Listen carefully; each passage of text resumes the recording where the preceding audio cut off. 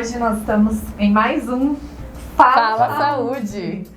Hoje a gente vai dar continuidade na nossa conversa sobre o Setembro Amarelo. Então, para a gente bater esse papo, tem a Simone, nossa companheira aqui do sindicato, e o Dr. Leandro, que é psicólogo clínico. Seja bem-vindo, doutor. Obrigada pela participação. Obrigado pelo convite. A gente que agradece. A gente agradece.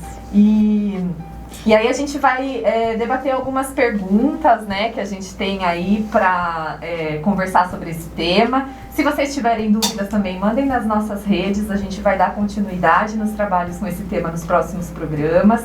E aí o doutor vai fazer uma explanação um pouco sobre como que é essa dinâmica, né, Simone? Sim. Dentro desse tema que precisa ser dialogado, precisa ser conversado, mas de forma responsável, né? Com certeza. E para a gente começar então aqui sobre as perguntas, falando de saúde mental e de prevenção ao suicídio, vai minha primeira pergunta aqui então, doutor. Me diga aí, qual que é o tamanho desse problema? O tamanho desse problema realmente hoje acaba sendo tendo uma certa incógnita, né? Por conta dessas transformações que o mundo passou, que as pessoas estão passando por conta da pandemia, né? A gente sabe que o tamanho, historicamente, né, se alocou em algumas localizações, se alocou em algumas regiões do planeta, às vezes era mais em alguns países, às vezes era mais em outros países. A gente sabe que houve algumas mudanças e agora a gente estamos esperando para ver como é que vai ser esse enfrentamento das pessoas, né, diante dessa nova condição emocional que a gente se encontra. A gente estava conversando, inclusive, antes, né, Sim. sobre essa questão dos jovens, por exemplo, como que está sendo esses jovens que estão em casa e que agora estão voltando para a vida do convívio com seus pares mais presencial, saindo daquele mundo virtual. Então, eu tenho percebido, né, que alguns jovens estão se apresentando com sintomas de depressão, que estão se apresentando com sintomas de ansiedade. Então, de alguma forma, o tamanho desse problema hoje acaba sendo objeto de estudo, né? Assim, eu acho que muitos estudos estão para vir, espero que muitos estudos passem a ser realizados justamente por conta dessa nova condição, né? Na sua vivência, doutor, de consultório, né? Como que o senhor consegue identificar a procura, a busca lá, assim, qual que é o maior número? É mais homens, mais mulheres? A faixa etária dessas pessoas? Uhum. Você consegue tirar, assim, um pouco? Sabe? Eu acho que, de alguma forma, as coisas estão se igualando, né? Há alguns anos atrás, a gente encontrava muito mais pessoas do sexo feminino, né, procurando terapia. Não sei se por conta da minha especificidade, da minha especialidade com atendimento de homens, mas eu sinto que as coisas estão se igualando. Que bom, né? Com relação a isso, né? Uhum. Existe uma questão também que eu acho importante considerar, que são, como eu disse anteriormente, dos jovens. Sim. Né? Os jovens estão procurando mais a terapia, os jovens estão mais querendo se colocar diante de uma pandemia, querendo se colocar, querendo se conhecer dentro desse contexto, né? Mesmo porque, como eu disse anteriormente, estão mais isolados, né? Então eu sinto que os jovens estão procurando mais a terapia e a relação homens e mulheres está mais igualado. Eu sinto dessa forma dentro da minha experiência. Tá? Acho que, de alguma forma, todo mundo vai precisar se adaptar, né? Reaprender a viver, né? Sim. Então, é interessante que eles busquem esse acesso, essa orientação, porque é uma fase difícil, né? Que a gente vem enfrentando. Sim, e a adolescência tem aquela coisa do grupo, né? Do grupo, da referência de grupo, você procurar uma nova referência, né? Tanto que eu tenho me deparado, e isso já vem até mesmo de antes da pandemia, por exemplo, a gente também estava conversando anteriormente, sobre essa questão dos jovens que se mutilam, que se cortam, que se machucam. Isso também faz parte de alguns transtornos psicológicos que já era da nossa atenção. E eu sinto que já era da nossa preocupação, né? A gente já se preocupava com isso. E eu percebo que, de alguma forma, isso também agora está podendo se ampliar um pouquinho mais o número de jovens que procuram por esses motivos, né? Transtornos mentais como transtorno de personalidade, transtornos de humor, que seja borderline, é um transtorno de personalidade, por exemplo. A gente acaba percebendo isso muito mais presente dentro do contexto clínico. Então, essa é uma preocupação que eu tenho percebido, além dessa questão do suicídio, que a gente está falando aqui do Setembro Amarelo, né? Mas essa questão da automutilação também é uma coisa que tem me preocupado já desde antes da pandemia e parece que agora também deu uma ampliada, né? Agravamento. Exato. Acho que piorou um pouquinho. Mas eu sinto que, de alguma forma, o jovem está percebendo que precisa se tratar diante disso, né? Então, é como se a dor fica tão intensa, isso se aplica também na questão do suicídio, né? A dor é tão intensa que a pessoa não consegue lidar com esse sentimento, né? Então, é como se a dor física fosse procurada ou o fim da vida fosse procurado, né? Como uma solução para aquela dor. É como costuma se dizer, né? Assim, na psicologia, né? Você procura uma solução imediata, né? Para um problema que é um problema que é maior, né? Assim, que a gente não precisa de uma solução imediata, que a solução do problema vem gradativamente, né? E tem, assim, doutor Leandro, algum transtorno mental mais correlacionado à questão do suicídio? Do suicídio a gente vê, né, questões relacionadas ao transtorno bipolar, ao transtorno de depressão, ao abuso de substâncias, né, de drogas ou álcool, né, o uso abusivo de substâncias químicas.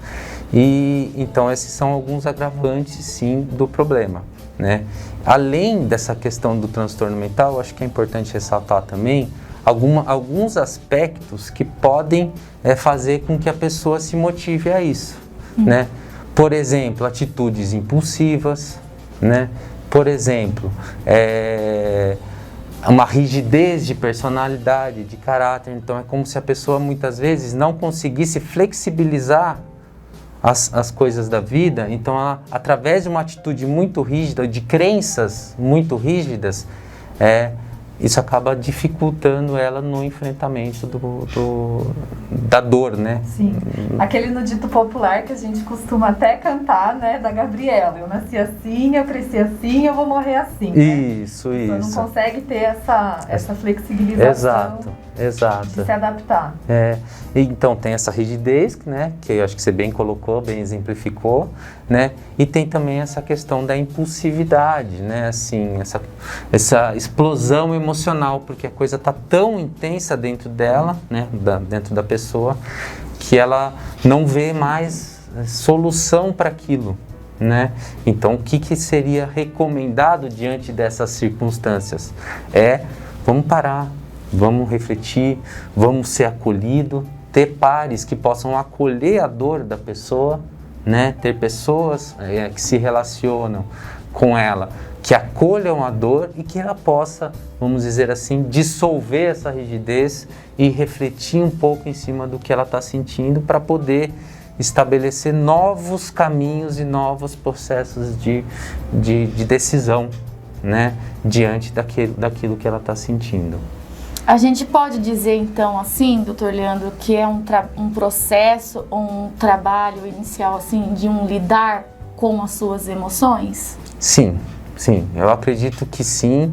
Eu acredito que emoções e sentimentos? Sim. Eu acredito que sim. Eu acredito que o sentimento e a emoção precisa ser elaborada de uma maneira diferente do que a pessoa está conseguindo naquele momento, né? Ela precisa reaprender e ressignificar né? O Paulo Freire, por exemplo, fala tanto disso, né? Do Vamos falar dele, né? Então, estamos aí nos 100 dos 100 anos, né? Então ele fala tanto disso, né? Então é mais ou menos assim que eu também compreendo, né? Eu tô fazendo essa ponte com a educação, Sim. porque tá fazendo 100 anos, é um cara que eu admiro muito. Então, assim, essa coisa do ressignificar as coisas, né? Na psicologia a gente também fala disso, tá? E os sentimentos, as emoções, o processo racional e de pensamento, de como eu enfrento os problemas da minha vida, né? Por que a dor fica tão intensa que eu preciso, como eu disse anteriormente, me mutilar? Por que precisa se fazer isso? Sendo que tem outras possibilidades, outras maneiras de você pensar como lidar com aquilo que você sente, que vem de uma intensidade muito grande, né? E aí, falando disso, de como eu lidar e dessa questão da ressignificação, vamos falar do tabu disso, né? Ou do estigma disso. Será que eu tenho que ter vergonha de lidar com essa minha emoção, com esse meu sentimento? A pergunta que até eu coloquei aqui pro doutor, né? Como lidar com o tabu, com o estigma social e familiar diante das minhas emoções, diante do meu sentimento, né? Até mesmo nessa explosão, quando ela vem assim de forma explosiva, ou quando ela vem de uma maneira muito down, quando, né, se apresenta na depressão, e quando alguém chega e fala, isso é frescura, levanta dessa cama, né? Sim, e eu acho que é importante a gente ressaltar, assim, quem diz, existe às vezes, muitas vezes, né, a cultura de que alguém que diz que vai fazer, não vai fazer. Sim, aquela então, acho que cachorro que late, não morde. Exato. Então, a gente precisa saber que se a pessoa está demonstrando um sofrimento e está começando a contemplar a ideia de acabar com a própria vida, ou teve alguma manifestação de automutilação ou de autopunição, isso é um sinal, isso é um sintoma, isso é uma coisa que precisa sim ser acolhida e ser ouvida como verdade para a pessoa. Não é frescura, não é brincadeira, né? É uma coisa que realmente tem uma informação necessária. Porque, de fato, o tamanho desse problema, como você me perguntou, né? Assim, a pessoa, o suicídio é um mecanismo de comunicação. Isso daí está mais do que claro dentro dos estudos sociais que a gente faz sobre esse problema. É um mecanismo. Por que se sempre deixa um bilhete? Por que sempre fala de fulano ou de ciclano que convive com a pessoa? Porque, quer dizer, tem uma comunicação ali que transbordou. É uma forma da pessoa se expressar, né? Até Sim. essas ameaças é uma forma dela expressar o que ela vem pensando, o que ela vem sentindo, e de alguma forma ela não consegue lidar com aquilo dentro dela e ela tá colocando isso pra fora, né? Exato. Não devemos menosprezar, né, doutor? Não. Eu acho que a gente tem que dar então, o tamanho desse problema tem a ver, sim, com como a gente lida. E como a gente aprendeu a lidar com esse problema. E aí, a gente falou de um extremo, né? A gente falou desse extremo do Down, né? Eu falei da depressão. E se tiver um outro extremo, um extremo de euforia? A euforia tem a ver com as situações de risco, né? Assim, a pessoa acaba se colocando... Não tenho medo de nada. Eu lembrei agora, por exemplo, de uma situação, né, de um cara que estava numa euforia muito grande e veio de São Paulo, né, a não sei quantos por hora na estrada, né, correndo riscos. Exato. Ele estava extremamente e correndo riscos de causar um sofrimento para as pessoas que estavam no carro com eles, que era no caso a mulher, né, e correndo risco de causar um acidente e machucar outras pessoas também. Então essa euforia, essa coisa da expansão, da coisa mais expansiva e menos retroativa, também acaba sendo muitas vezes uma questão a se tomar cuidado. O que normalmente acaba sendo linkado de uma forma errônea, né, com a coragem. Sim. Então as pessoas acabam colocando a pessoa como corajosa, ou a própria pessoa se coloca, né, como uma pessoa corajosa, o que na verdade não é coragem, né? Sim, é uma outra maneira de se comunicar, né? É uma maneira também, vamos dizer, patológica de se comunicar. né? Essa euforia, essa expansividade, né? Eu queria só comentar uma coisa que, assim, eu como profissional de saúde e ser humano, já vivi muitas experiências na minha vida. Falo aqui abertamente que faço terapia, passo por profissional psicólogo, acho isso acho isso fundamental, necessário para minha vida. Sem mais. Que bom. Acho isso fundamental e necessário. E teve uma fala muito bacana do meu profissional, né? Que foi a questão assim, como uma vez exemplificou para mim essas questões de vivência, e ela falou assim dos processos, né? O processo do luto, por exemplo, você viver um ciclo, né? Então, por exemplo, o falecimento de um familiar. Isso. E aí você tem que viver, bem lembrado, né? Fala um pouquinho disso, então. Vou deixar você falar como profissional. Não, acho que até porque, acho que é legal você falar também desse lugar. Até porque na pandemia eu achei tão triste, doutor, as pessoas não ter esse momento de passar esse momento de luto, poder vivenciar o seu luto, fazer o velório, o enterro adequado ali do seu familiar. Importante. E isso vai trazer, eu acredito, alguns danos aí para as pessoas. E mais ainda, só um recorte dos servidores que continuaram na ativa, né, durante esse período. Normalmente os servidores da saúde, da segurança pública, né, apesar de muitos terem continuado em home office, né, principalmente os da educação, mas você ter que lidar com esse luto até, mas continuar ali na linha de frente, lidando muitas vezes com o próprio mesmo motivo, né, que você tá vivenciando esse luto por perder familiares, por perder colegas de trabalho, como infelizmente aconteceu. Muito bem lembrado, e eu acho que foi e apareceu alguns casos nesse sentido, e é muito interessante de ver, e triste também, como as pessoas se culpam, né? Como as pessoas se culpam por falar por que eu não insisti para que a pessoa se vacinasse, porque existem alguns casos, inclusive dentro do meu consultório apareceu alguns casos de pessoas que faleceram porque rejeitaram a vacinação. Muito triste, gente. Né? Daí a pessoa que convive, né, com o irmão ou com a mãe, né, fala assim, por que eu não insisti para que se vacinasse? Então, essa questão da culpa está muito... tá aparecendo de uma maneira diferente agora, né?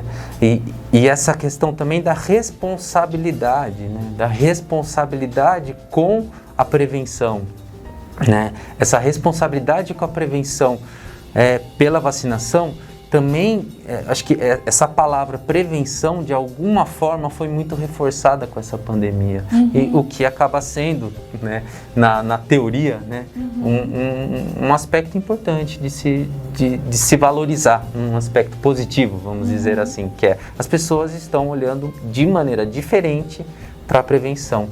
Inclusive, pensando na questão da psicoterapia, né? Então, na hora que a pessoa procura o psicólogo clínico, ela também está falando, peraí, tem alguma onde a fumaça fogo, né? Então, deixa eu prestar atenção no que tá aparecendo, né? Certo. Então, e como última pergunta aqui, eu deixo para o doutor, como que eu posso ajudar, doutor? De maneira correta, né? De maneira responsável, essa é a palavra, Rebeca, obrigada. Quais são como que eu posso ajudar? Quais são as dicas, então?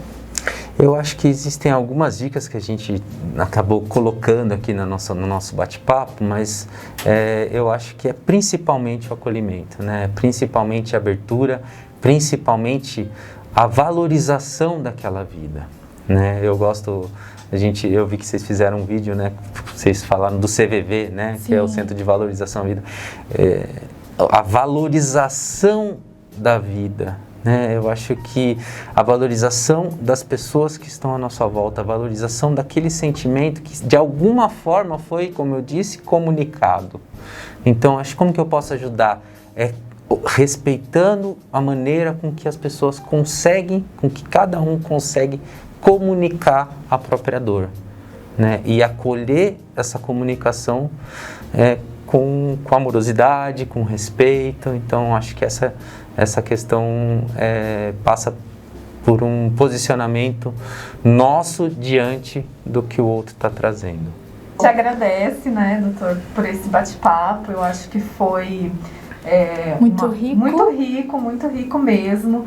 E uma forma da gente dialogar sobre tudo isso também, muitas vezes, faz com que a gente olhe, né, para os nossos próprios problemas, para as nossas próprias questões. Não se preocupe só em ajudar os outros, em como ajudar, mas a gente pensar que primeiro a gente também tem que se ajudar para conseguir depois ajudar o outro ou os outros que estão próximos da gente, né?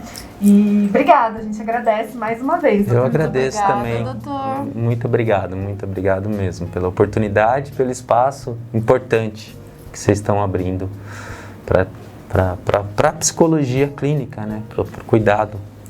Então, para encerrar, agora a gente vai ter mais alguns informes, né? Para os servidores da saúde e para os servidores em geral também. A gente deixa aí a lembrança novamente da PEC 32, a reforma administrativa que vem aí prejudicar não só o servidor público, como o serviço público no geral, principalmente a saúde e a educação pública, né, que a gente tem aí para toda a população. Então, a gente teve a votação adiada dessa PEC, o que a gente pede é para que os servidores continuem pressionando os deputados. A gente tem divulgado aí os deputados da nossa região, para que durante essa semana a gente possa continuar nessa pressão aí para trabalhar de alguma forma as alterações que são necessárias, né, nessa reforma administrativa, que vai ser tão negativa assim para todos nós de forma geral, né, Simone? Sim. E para os servidores da saúde, a gente vem falar um pouco sobre a CPI da saúde, da Covid, da saúde, que voltou aí com os trabalhos nas últimas semanas.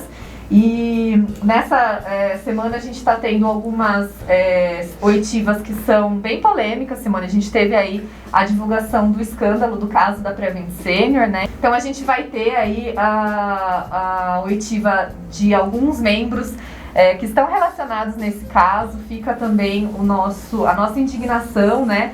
Como profissionais da saúde, que muitas vezes somos pressionados a agir de alguma forma, e a gente vê aí que uma das principais vantagens do servidor público, fazendo esse link com a própria reforma administrativa, Simone, é a nossa estabilidade, né? Infelizmente, muitos trabalhadores que são da área privada acabam sendo coagidos durante a sua atuação, né? E obrigados aí a agir, terem algumas condutas que depois vão acabar sofrendo as consequências, né? Sim. Então fica o nosso alerta aí também para os trabalhadores da saúde que acompanhem os nossos outros programas que falam de legislação, que falam sobre o Código de Ética de Enfermagem, para que a gente possa continuar aí atuando de forma responsável. E sobre o piso salarial da enfermagem, a gente teve aí uma emenda ao projeto também, Sim, que estabeleceu a base de cálculo para esse piso salarial como as 30 horas. Então era algo que não estava ainda inserido no texto original do PL, então fica aí mais um degrauzinho que a gente conseguiu alcançar.